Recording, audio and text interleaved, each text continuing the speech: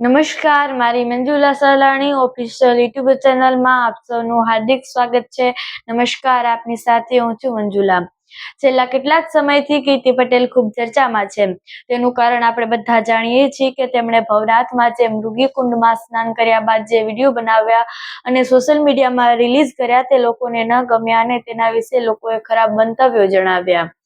તેમણે ઋષિ ભારતી બાપુ વિશે કંઈક શબ્દો બોલ્યા, તેમનો ઉગ્ર વિરોધ કર્યો. તેના કારણે લોકોએ પણ કીર્તિ પટેલનો વિરોધ કર્યો. સાથે જે મૃગીકુંડમાં હતા સાધુઓ, તેમને પણ આ ન ગમ્યું.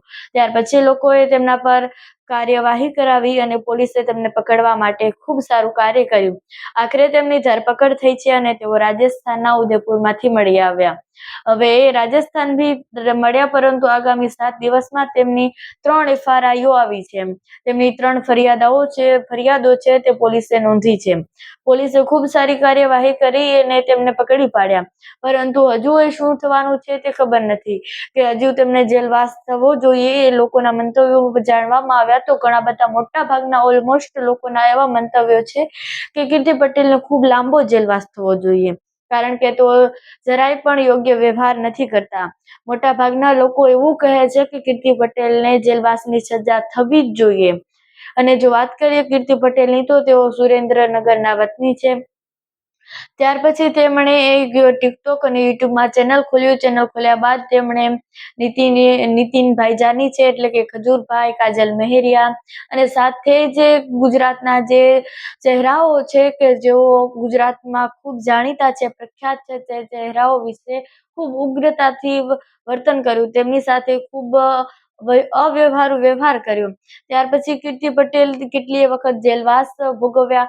સાથે જ ગયા વર્ષે પણ તેમણે આવી જ રીતે કંઈક વ્યવહાર કર્યો હતો ને તેમાં તેમને જેલવાસ ભોગવવો પડ્યો હતો. કીર્તિ પટેલ વારંવારથી આવા જ અવ્યવહારુ વ્યવહારો લોકોની સાથે કરે છે. તેઓ એકબીજા સાથે ફોનમાં પણ તેઓ એવી રીતે વાતચીત કરે છે, અપશબ્દો બોલે છે લોકોની સાથે. તેઓ જ્યારે હોય ત્યારે તમે જ્યાં વિડીયો જોવો તેમના બધા જ વિડીયોમાં તેમનો એક વિડીયો પણ સારો નથી હોતો. લોકો તેમને બિલકુલ પસંદ નથી કરતા. એટલે કે જે લોકો તેમાં રસ ધરાવતા હોય છે તેવા લોકો એ વિડીયો જોવે છે. બીજા લોકોને તેમના જે વ્યવહાર છે તે જરાય પસંદ નથી. ગુજરાતના મોટા ભાગના લોકોને કીર્તિ પટેલથી ખૂબ વિરોધ છે, કારણ કે તેઓ વ્યવહાર સરખી રીતે નથી કરતા. અને અત્યારે પણ તેમણે જે ઋષિ ભારતી બાપુ વિશે કહ્યું તેના લઈ અને ખૂબ ઉગ્ર વિરોધ કર્યો લોકોએ, અને આખરે તેમને જે ઉદયપુરથી ધરપકડ કરવામાં આવી, તેમનું મેડિકલ ચેકઅપ પણ કરવામાં આવ્યું છે. અને હવે શું થાય છે તે જોવાનું રહ્યું અને એ અમે તમને જણાવતા રહીશું. તો તમારું આ વિડીયો પર શું કહેવું છે કમેન્ટ્સ પર જરૂરથી જણાવજો.